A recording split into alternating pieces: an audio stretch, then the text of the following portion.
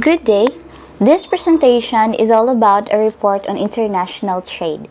So, we will tackle the need for international trade, its importance, its impact to the economic development, as well as its disadvantages.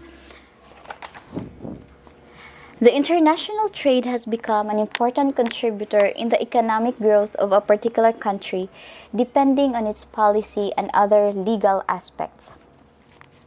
The success in the relationship between economic development and international trade depends on the strategies being implemented by a country, and it would be guided with a certain development plan. There are also given advantages and disadvantages with international trade, which will be discussed in this presentation. All economies would have become open, but its openness varies from one country to another. The degree of sufficiency also varies, as one country may not be sufficient in terms of the proportion of goods and services consumed as compared to their total output being produced. International specialization means that every country specializes in producing different jobs. A country which produces surplus of goods will manage to export with another country in exchange for the surplus produce of those countries. Trade policy is being formulated and implemented by these participating countries, covering legal actions on tariffs, taxes, customs and administration, rules of origin, public procurement, export promotion, trade facilitation, and diversification, among others. Foreign trade has played a vital role upon the economic development of a country, such that intensive planning and strategy is taken into deeper analysis to ensure positive outcome and eventually realize a developing economy. Hence, it can be said that international trade is a contributor towards economic growth, provided that the policy measures, legal considerations, and economic infrastructure are sufficient and enough to cope with the demands as well as the social and financial changes resulting from it. The need for international trade. Countries have different capabilities as they specialize in producing various products.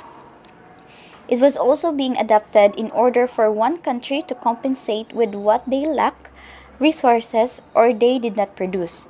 Just like in the Philippines, the supply of rice is insufficient, such that the government opted for importation. On the other hand, we have been exporting quality bananas to different parts of the world, such that no particular country is self-sufficient with the resource. Hence, the need for international trade is of higher significance.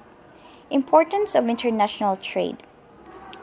One fundamental principle of international trade is that one should buy products and services from a country which has the lowest price and sells his goods and services to a country which has the highest price.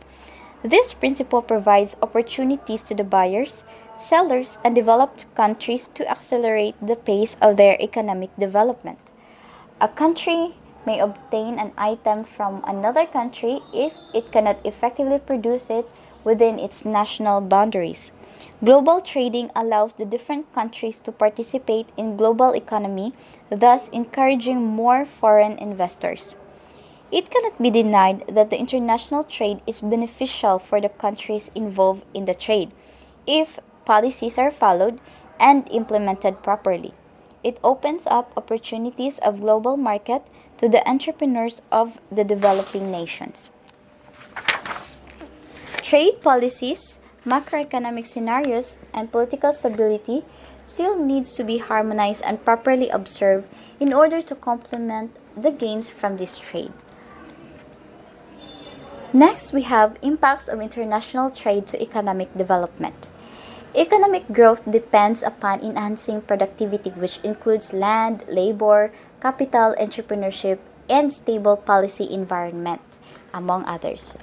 There are barriers to the growth, such as the informational coordination failure that hamper the efficient operation of markets, poor condition for private sector investment, poor governance, lack of infrastructure, limited financial services, high rate of poverty, difficulty in accessing international markets, etc.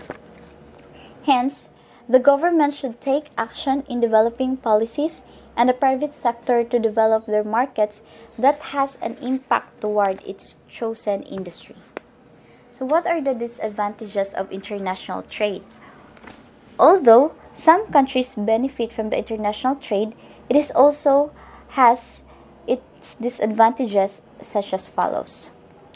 The country participating with the exchange of goods and services from another country may become dependent on foreign nations, which in turn limit or decrease opportunity for the domestic jobs. Exposure to foreign cultures may sometimes beneficial or harmful. It depends upon the culture of a certain country. It is common in the third world countries that people are required to work under unfair conditions, which may include being paid low wages or subjected to unhealthy occupational environments.